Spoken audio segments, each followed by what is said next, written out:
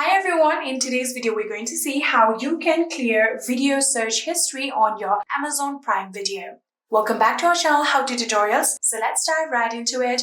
So the first thing that you have to make sure is that you are logged into your Amazon Prime Video account. So here you can see I'm going to open this application, and after opening the application here you can see I am currently logged into my account. Now what we're going to do is go to our account settings, for which first of all you need to tap on the account icon that you can see in the top right corner right here.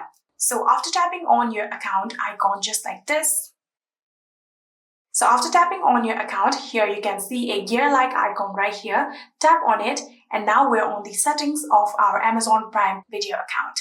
Now from here, what you're going to do is scroll down until you see the option of Clear Video Search History. Tap on it, and after tapping on it, here you'll get a warning. Are you sure of clearing your history? So you're going to tap on yes, just like this, and here you can see Video Search History has been cleared. And that is it. Pretty easy and simple, right?